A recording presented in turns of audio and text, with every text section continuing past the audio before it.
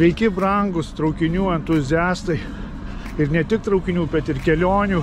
Šiuo metu esu Brno mieste, Čekijoje. Antras pagal dydį miestas, labai įdomus. Senas miestas, apie 1000 metų jam. Daug įdomių labai pastatų yra, daug istorijos ir labai apleistas miestas, daug šiukšlių, daug apgriuvusių pastatų. Netgi tie gražūs pastatai, tokie, kurie turėtų būti miesto veidas, jie yra apdažyti, išdažyti, apgriuvęs tinkas. Toks gražus pastatas ir visur va taip išterlioja.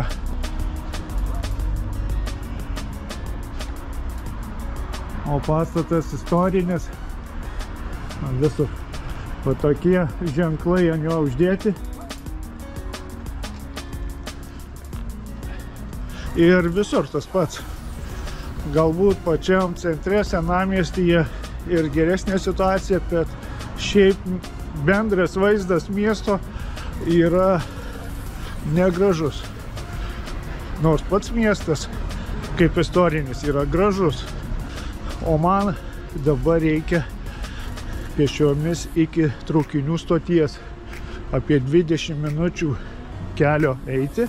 Nevažiuosiu aš tramvajumi, nueisiu, noriu pereiti, mėgstu iš ryto pasivaikščioti. Ir šiandien važiuosiu į Vieną, Austriją. Iš Austrijos tada tą pačią dieną man reikia šiandien papulti į Budapeštą. Taigi važiuoju į Vengriją iš Austrijos, pernakvoju ir tada iš Budapešto naktiniu traukiniu grįšiu į Varšuvą.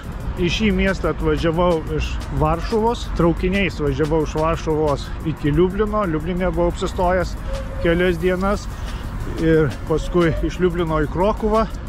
Irgi kelias dienas Krokuvoje. Nefilmavau šių kelionių, nes turėjau kitų filmavimų.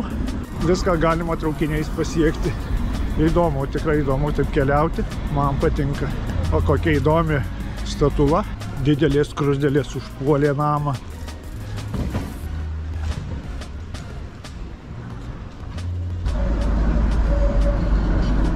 Prieinu geležinkelio stotį, reikia po tokių tiltų praeiti. Senas tiltas.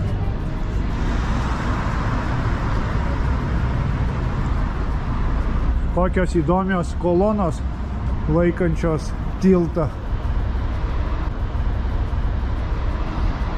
Ir va toks vaizdas yra pastatų prie traukinių stoties. Viršuje važiuoja traukiniai. O stotis štai ten. Brno stotis pati seniausia Čekijoje. Jai jau virš 150 metų. Ir didelė, graži stotis, išlikusi istorinė, neperdaryta naujoviškai. Labai gerai atrodo. Labai daug bomžų prie stoties yra. Jie čia ir miega. Vakar vakare atvažiavau šią stotį. Tiesiog prie stoties pasikloja lovas lauke su savo šuniukais. Jie miega. Na, dabar nemiega, bet ateina vakaras ir jie čia įsitaiso. Ir svarbiausia, stotyje apsauginių net nematyti nėra, bet viskas ramu, niekas nesikabinėja. Reikia būti, aišku, budriam. Saugot savo daiktus ir nesileisti į kalbą su niekuo. Pažiūrėkite, kokia gražuolė stotis iš vidaus.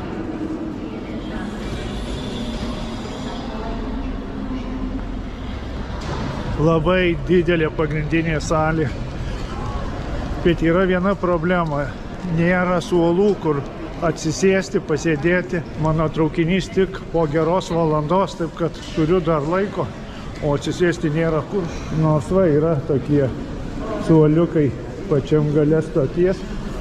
Tokie nelabai patogus, nes netgi nėra atlošų. Na ir visur benamiai. Dažnai va būna stabdo, žmonės bando siūlyti kažkokias prekes. Su visais kalbu tik lietuviškai, tai iš karto atšoksta nuo manęs.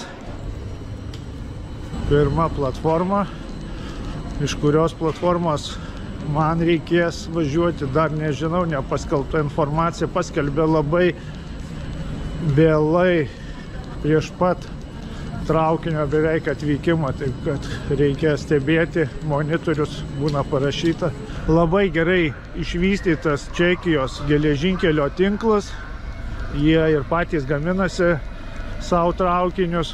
Ir iš šio miesto, iš Brno, galima daug kur nuvažiuoti. Vat šiandien važiuoju į Vieną. Galėjau aš netgi tiesiai į Budapeštą važiuoti, bet noriu pafilmuoti traukinius. Reikia mano traukinių kanalui šiek tiek medžiagos. Kas nežinote, kad yra atskiras traukinių kanalas, tai nuoroda visada yra po video aprašyme.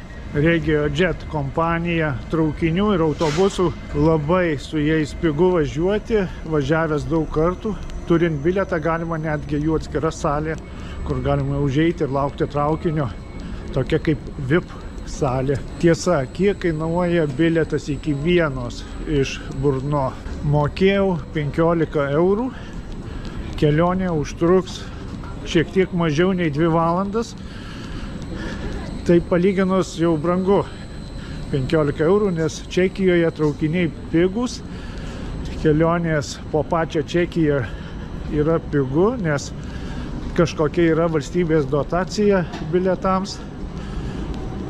O jau tarptautiniai traukiniai, jie aišku yra brangesni. Yra tokia lenta pavaizduota, kiek jau metų Čekijos geležinkeliui, kuriais metais į Brno buvo geležinkelis nutiestas. Tai 1839 metais. Labai maži monitoriai informacijai, vis dar nepaskelbė traukinio, o jau gal taip, į pirmą peroną. Va ką tik paskelbė, likus 10 minučių į Gracą. Traukinys važiuoja, žmonės eina, einu ir aš. Pavaizduota yra, kaip vagonai įsidėstė, mano 21, reikia eiti patį galą. Atvažiuoja traukinys mano.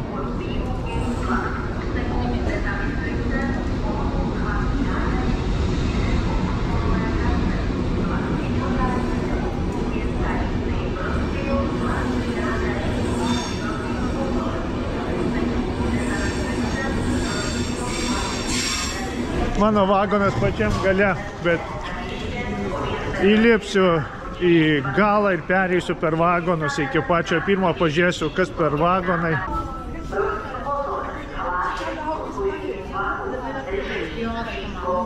Čia paskutinis vagonas ir dabar eisiu iki pačio pirmo.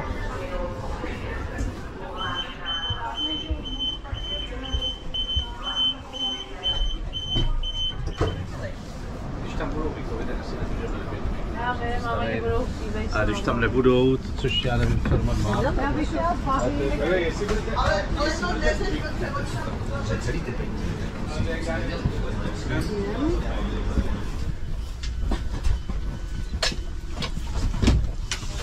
Antra klasė.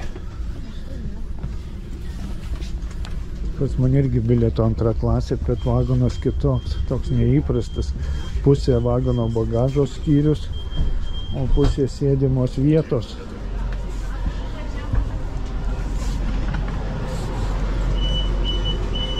Visi vagonai panašus, tik paskutinis skiriasi. Labai patogu šitie traukiniai, jie važiuoja labai švelniai, nekrato, nėra tos vibracijos, nėra garso didelio, man patinka šitie traukiniai. Užimtumas gana didelis. Jau važiuoja traukinys. Yra netgi vaikams skirta zona vagono ir jie ten gali pažaisti, visokie žaidimai. Nenorėjau aš filmuoti vaikų.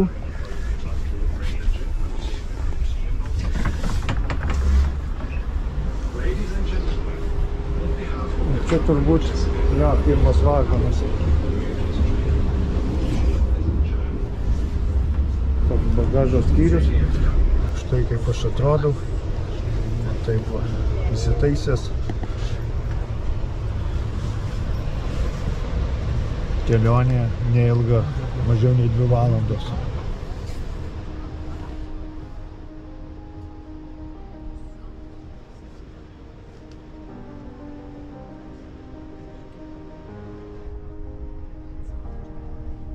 Papasakosiu jums, kodėl man patinka keliauti būtent traukiniais. Keliavimas traukiniais tai toks mano keliavimo būdas. kuris padeda išvažiuoti iš įprastos gyvenimo realybės. Neretai man pasitaikanti problema – tai gyvenimo džiaugsmo praradimas. Taip nutinka dėl pasikartojančių tų pačių veiksmų, vaizdų. Protas ilgai besikartojančius dalykus automatizuoja ir aš jų nebematau taip giliai, nebejaučiu emocijos. Bėgant laikui, vis įvairesnėse srityse pradedu gyventi automatiškai, be tikrų jausmų, be nuostabos, žingeidumo ir susižavėjimo realia aplinka, nes viską jau mačiau, viską suprasta, patirta, išmokta, niekas manęs daugiau nebestebina. Todėl ieškodamas būdų, kaip atrasti pasitenkinimą gyvenimu, dažniausiai vienas keliauju traukiniais. Supratau, jog norint pajusti naujus, nepatirtus, įdomius dalykus, būtina visiškai išvažiuoti iš savo įprasto pasaulio. Tikra kelionė man turi būti nuo 5 ar 7 dienų. Keliauti ilgai būtina, nes mano sąmonė iš namų aplinkos išvažiuoja lėčiau, nei tai padaro fizinis kūnas. O kad kelionė būtų maloni, reikia keliauti įdomiu, patogiu būdu ir man tai geriausiai tinka traukiniai. Norint, jog sąmonė galėtų ir spėtų išeiti iš mano įprastos rutininės realybės, turiu ne tik keliauti traukiniais, bet ir skirti bent 1 ar 3 dienas įdomioms vietoms ten nuvažiavus. Socialinius tinklus, telefoną, kompiuterį naudoju tik tiek, kiek būtina kelionėje. Man patinka vien procesas keliavimo traukiniais. Netgi nebūtinas galutinis tikslas. Dažnai išvažiuodamas į kelionę netgi nežinau, kur atsirasiu po savaitės ir tai mane žavi. Aš patiriu stiprų ryšį su pasauliu tik tuomet, kai į tą pasaulį panyru visą savo esybę, kai jo nevertinu, bet tik stebiu su meile ir susižavėjimu. Grįžus iš tokios kelionės, tarsi užgimstu iš naujo, auga kūrybiškumas ir geras nusiteikimas.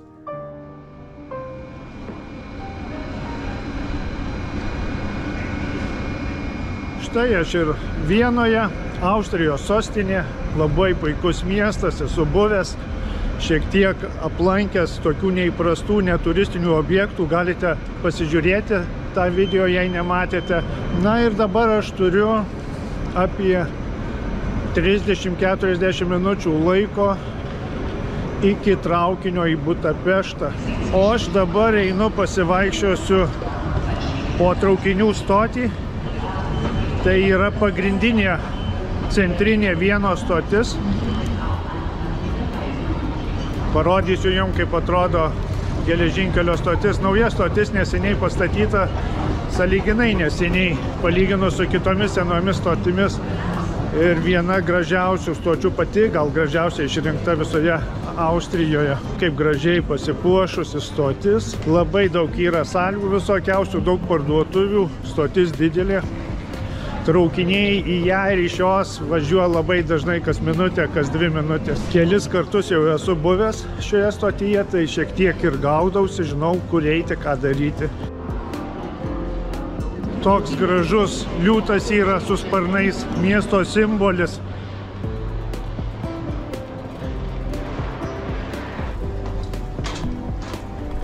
Keli išėjimai į stoties yra, bet čia vienas iš pagrindinių.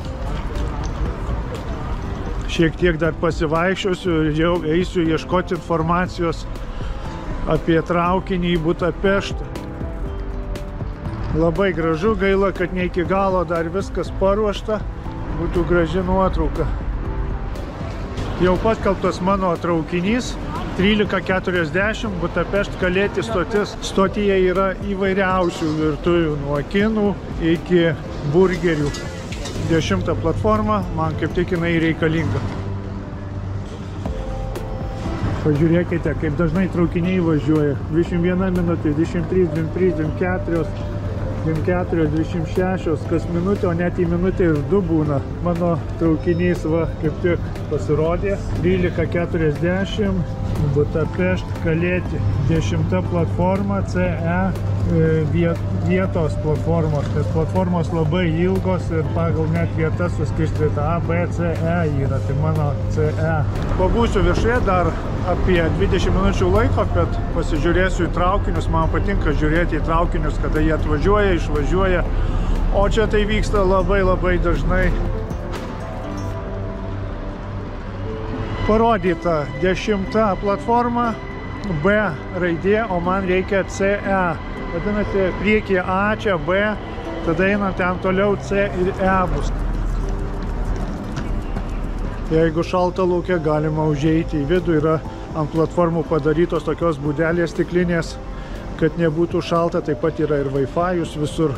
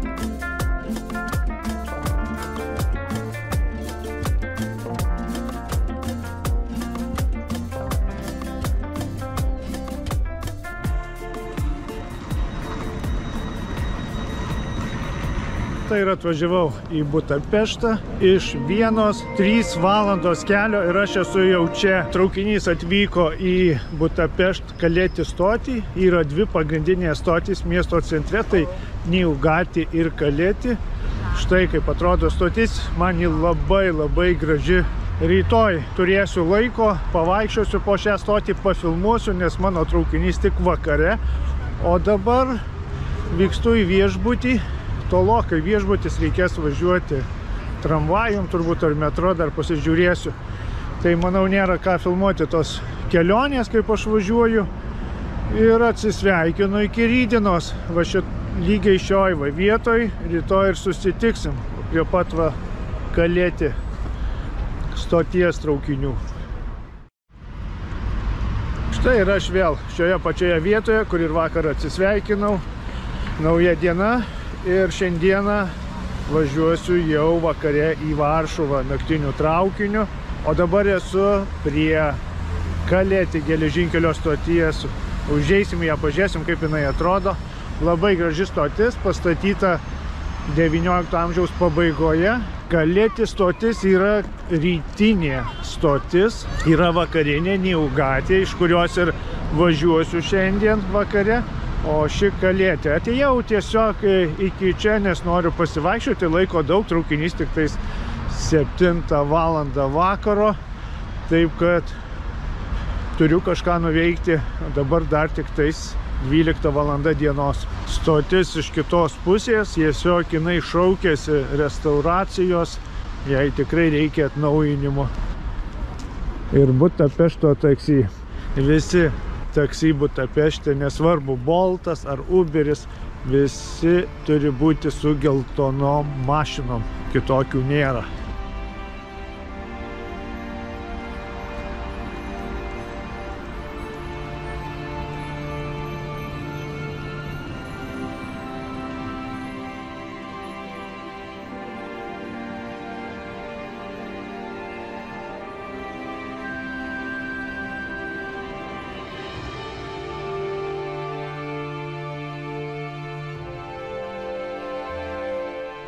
Kažkada buvusi labai graži stotis, šiuo metu viskas apleista, viena salė padaryta gražiai, jau turbūt po truputį vyksta darbai ir viskas restauruojama.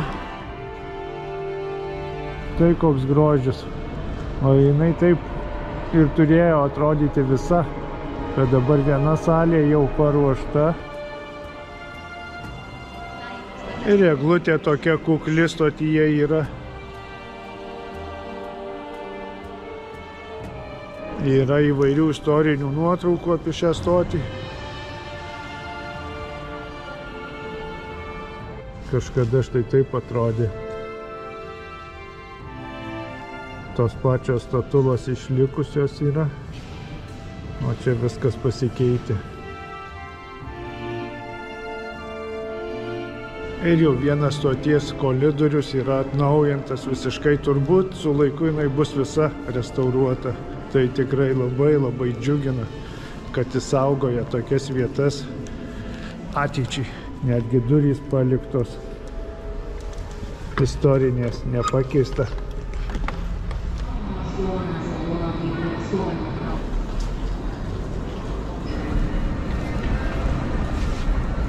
Tai tokia ta stotis Budapešto, Kalėti. Yra jų iš viso 3 mieste pagrindinės. Kalėti, Niugati ir Deli. Noriu apžiūrėti dabar, kaip atrodo stotis Deli. Netoli Kalėti geležinkelio stoties yra senos kapinės Budapešto. Man patinka po senas kapinės pasivaikščioti, tokias neeilinės, kur paminklai būna netgi meno kūriniai. Ir šiaip gerai po kapinės kartais pereiti, kad priminti savo, kad esi mirtingas ir kad gyvenimą tik vieną turi. Labai didelis plotas. Pasižiūrėjau į žemėlapį, tai 3 net tramvajaus sustojimai šis plotas kapinių. Čia jau bus palaidota turbūt Antro pasaulinio karo kariai. Dėl Budapešto buvo labai didžiulis mūšis, daug žmonių žuvo. Sovietų sąjungos kariai. Tai neišvengiamybė, o laikas taip greitai jisai slenka. Tiesiog aš nespėju skaičiuoti metų prabėgusių. Nespėju skaičiuoti vasara, ruduo, žiema. Taip greitai viskas praeina. Ir kuo toliau, tuo greičiau. Labai įdomios kapinės, paminklai išmėtyti po labai didžiulį plotą. Stengiasi anksčiau žmonės paminklus gamindami. Tikrus meno kūrinius darė. Nemokamas muziejus po atviru dangumi. Koks kapas. Kiek čia visokių pastatų yra pastatyta. Tiesiog aš visko neapeisiu. Tai jos tokios didelės. Viduje yra kapas. Tokioje vietoje žmogus palaidotas. Viduje tų pastatų irgi kapai yra. Ir ten, ir ten. Yra numeruota kaip kurie kapai ir pagal juos galima susirasti žymių žmonės čia palaidotus. Bet aš nesu tam pasiruošęs šiandieną, nenumatęs buvau šito filmavimo, tai savo malonumui vaikštau ir tiesiog geriuosi antkapiais. Koks gražus liūtas. Ir štai kaip padaryta kokia idėja, galima su telefonu nusiskanuoti kodą ir sužinoti apie šio kapo istoriją. Iš toliau žiūrėdamas į šį kapą, antkapį, pagalvojau, kad jisai uždengtas kažkokia tai plėvele, bet tai yra meno kūrinys.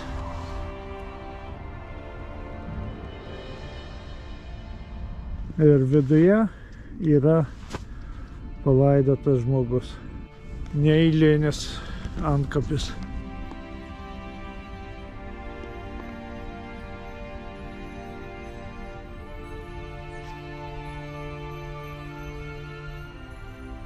Kaip romantiška, net po mirties išlieka romantika.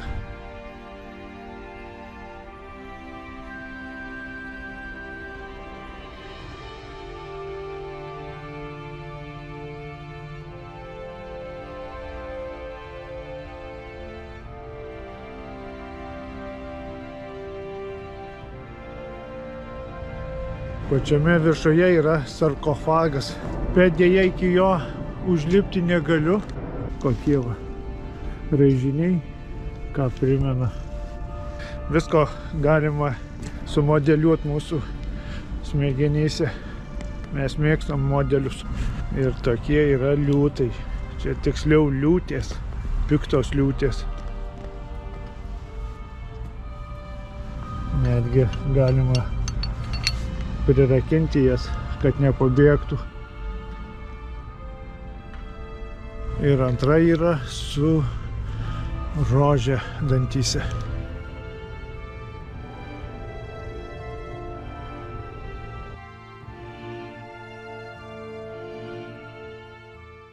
Nu ką, po kapinių vykstu jau dabar tikrai į traukinių stotį Delį. Reiks važiuoti su metro. Parodysiu, koksai yra Budapešto metro. Netgi parodyta, į kurią pusę Delį stotis. M2 linija reikalinga. Tai einu iškart į tą pusę.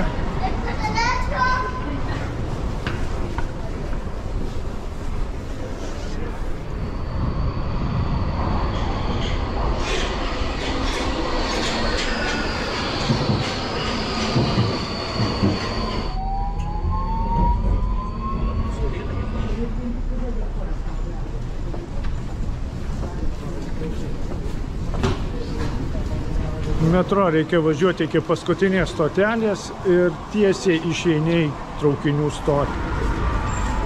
Iš šios stoties esu 2 kartus važiavęs į Liublianą.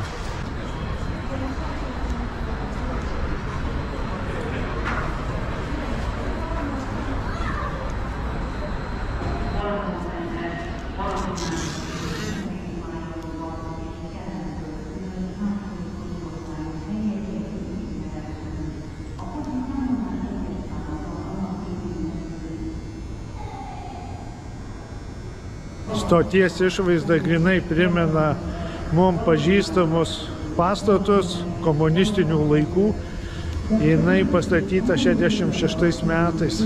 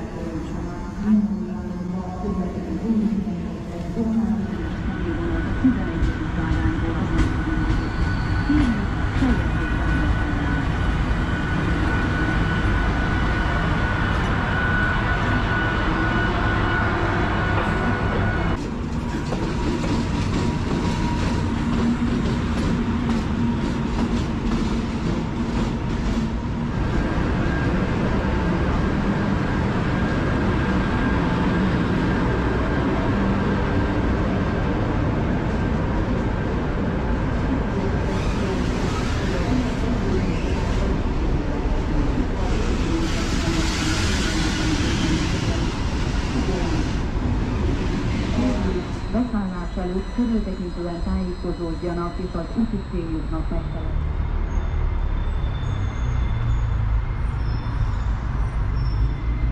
Tokia štai Delį geležinkelio stotis, gana baisoka, bet kai tenka važiuoti, nėra iš ko rengtis. Iš stoties išėjus prie pat stoties, va kokios kėdės įdomios, padaryta ne kėdės, bet atsisėsti, tipo, Dieve mano, kaip gadina vaizdą visą. O man laikas, manau, pavalgyti ir jau tada vyksiu į Niaugatį stotį, iš kurios ir išvažiuosiu šiandien. Užsisakiau tradicinių vengriškų dešrelių, viena kraujinė, kiek supratau, kita juoda iš kepenų. Dar kažkokia buvo 3 rūšies, bet jau tos nebeėmiau, nes neaišku, ar suvalgyčiau 3. Skanios dešrelės, raudona skanesnė negu juoda. Juoda, kaip ir sakiau, kepenų, raudona kraujinė. Reikėjo druskos, pipirų dasibarstyti ir viskas super. Labai sočiai pavalgiau, 12 eurų tas patiekalas, ta lėkštė, viskas, kas joje buvo. Budapešto Niaugatį stotis. Šiandien jau 3 geležinkelio stotis, kurią lankau. Ir iš šios stoties aš jau ir išvažiuosiu. Parodysiu jums, kaip jinai atrodo. Labai žymi stotis. Iš jos važiuoja traukiniai daugiausia į vakarų Europą, taip pat ir į Lenkiją. Stotis pastatyta 1878 metais, jei neklystu, plius minus. Pastatė ją Eifelio kompanija, to pačio Eifelio, kuris pastatęs yra Eifelio bokštą Paryžiuje.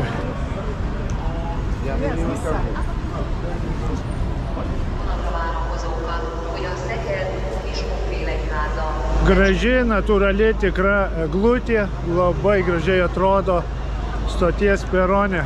Taigi šioje stotyje yra filmuotas filmas Terminalas. Ne tas terminalas, kur oro uoste, bet kitas filmas.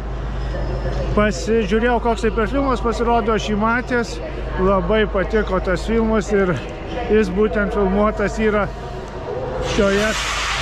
Taip pat yra ir Stefani dainininkės videoklipas filmuotas Neogatis stotyje. Žymi tokia stotis, daug kas nori čia filmuotis. České dráhy, čekų kompanijos traukinys išvažiuoja į Prahą, Budapeštas Praha maršrutas.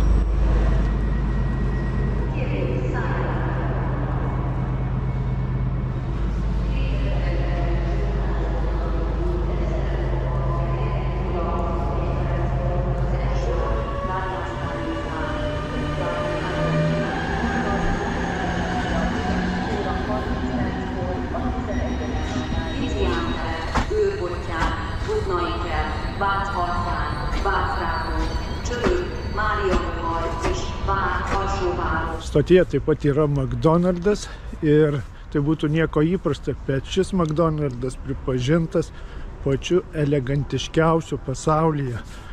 Kodėl taip? Nežinau, pažiūrėkim. McDonald's pats įsikūręs stoties senovinėje salėje, turbūt dėl to ir pripažintas, tokį vardą gavęs elegantiškas.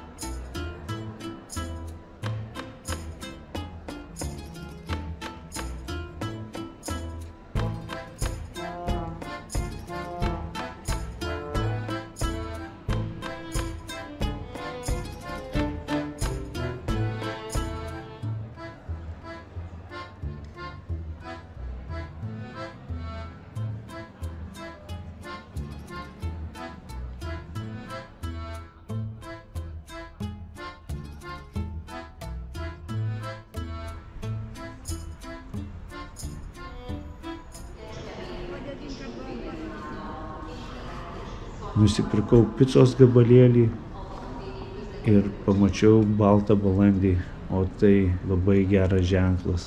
Paskelbtas jau traukinys, kuriuo važiuosiu, jau jisai yra ir perone, nors dar visas pusvalandis laiko iki išvykimo. Traukinys jungtinis važiuoja ir iki Prahos, iki Varšuvos ir iki Berlyno. O didžiausias maršrutas yra Budapeštas Berlynas, bet stoja ir Prahoje, ir Varšuvoje.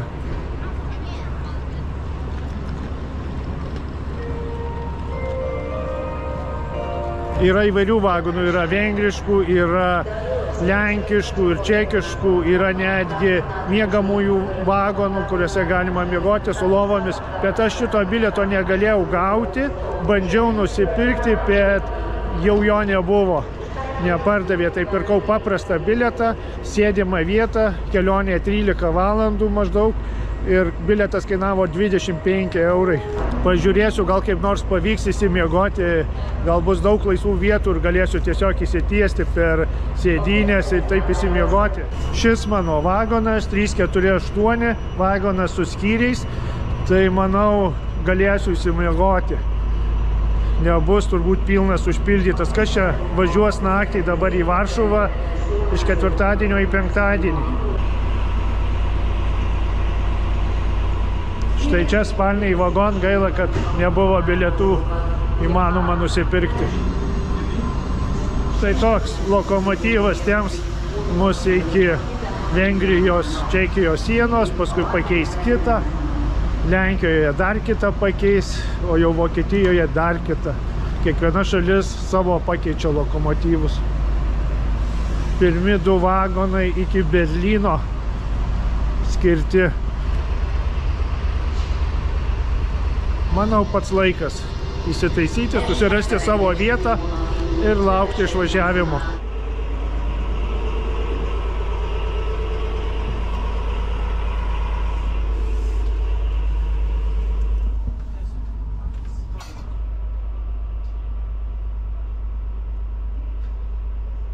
O taip atrodo skyrius, kuriame važiuosiu. Galima užsitraukti ruletą, kad netrukdytų miegoti naktį šviesos. Čia galėsiu aš įsitiesti, jeigu žmonių nesusirinks. Labai tikiuosi, kad nebus tų žmonių šią naktį, ne savaitgalis, ne šventinės dienos. Tai turėčiau įsimiegoti. Elektros lizdai labai gerai. Nors galima, jei neis užmigti kokį filmą pažiūrėti, nebaisu, kad įsikraus telefonas. Parodysiu, koks tualetas yra šiame traukinyje.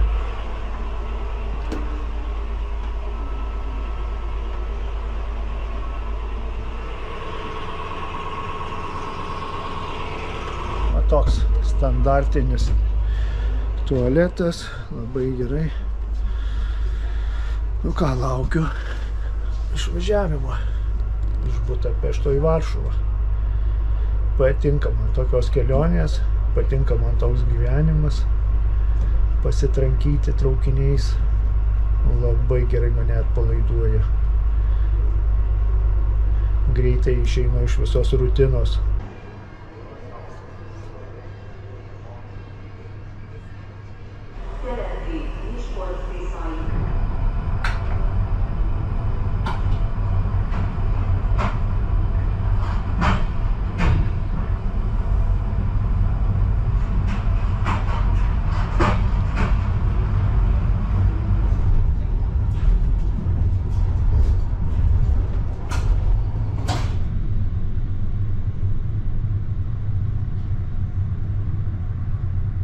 Tokia mano aplinka, pasiruošiau nakčiai, bilietą patikrino ir niekas daugiau manęs netrukdys, galiu miegoti. Įsitiesiu ant šitų 3 kėdžių, uždegsiu šviesą, parodysiu. Ant šitų 3 kėdžių įsitiesiu, taip va, galėsiu miegoti. Bus kaip spalniai vagonai.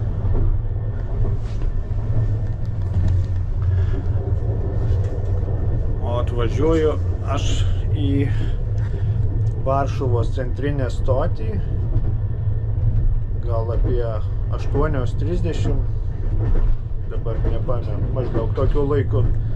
Taip kad laiko yra, įsimiegu, o ryte jau iš Varšuvos važiuosiu pirmu traukiniu į Balstogę.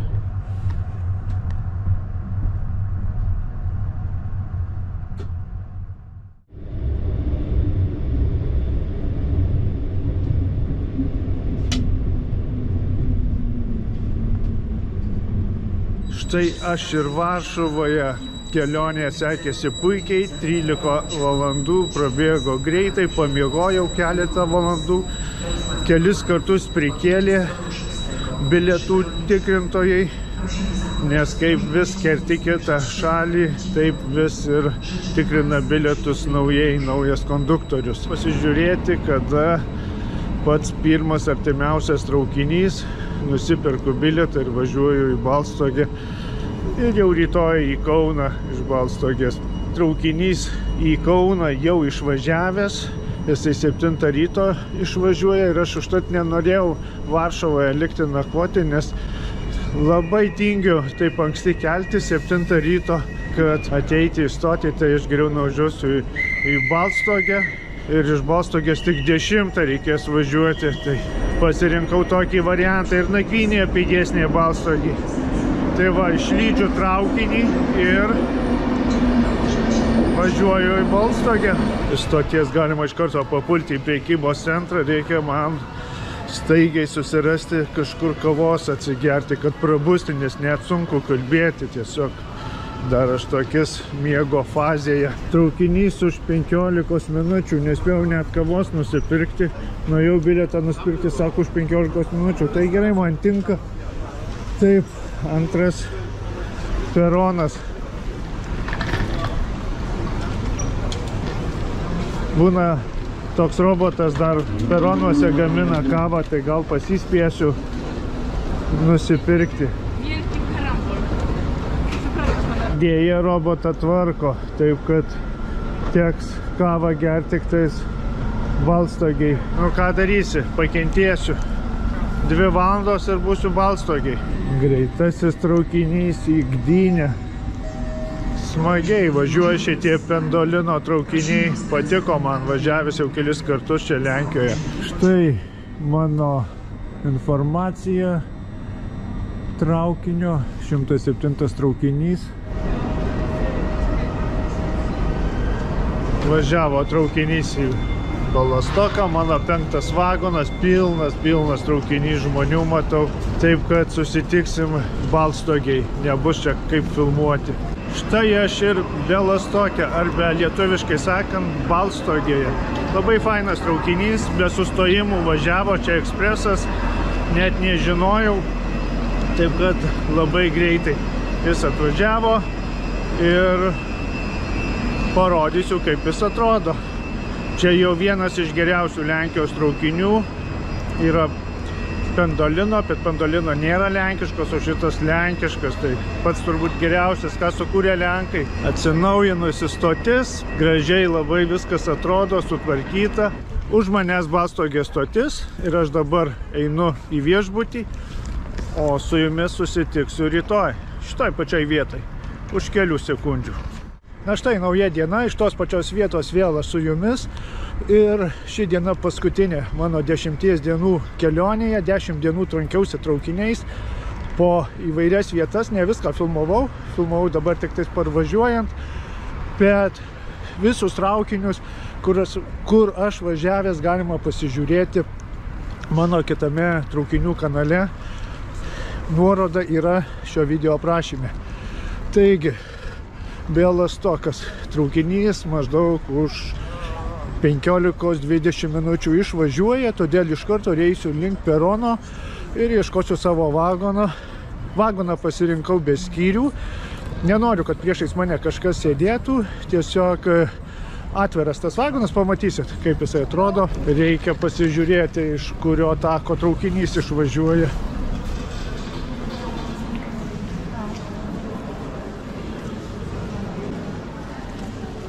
Mockava, pirmas takas, labai juostos eina filmuoti. Stotis atnaujinta, labai graži, čia tualetai nemokami, galima užeiti, jeigu yra reikalas.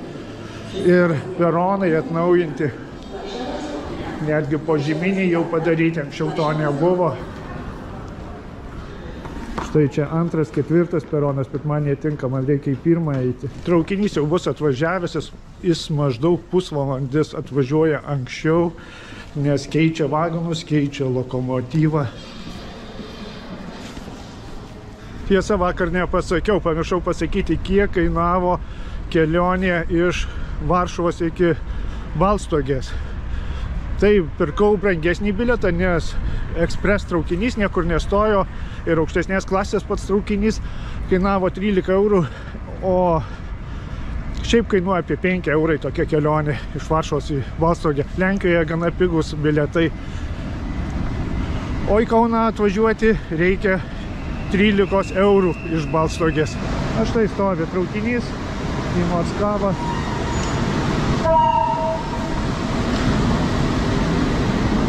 Kaip tik atkabina dabar lokomotyvą. Krakov, pagrindinė stotis ir Mockava.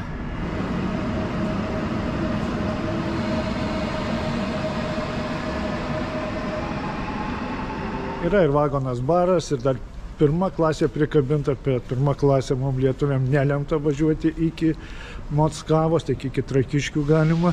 Tada reikia pirkti atskirą bilietą, tai labai ekonomiškai nenaudinga. Bet yra vagonas baras, kuriame galima praleisti gerai laiką ir kelionė netaps tokia ilga, bet šį kartą aš neisiu į jį. Iš pačio ryto gana sočiai pavalgęs, atsigėręs, taip kad nėra būtinybės. Patogu bus važiuoti. O tokios vietos ir norėjau.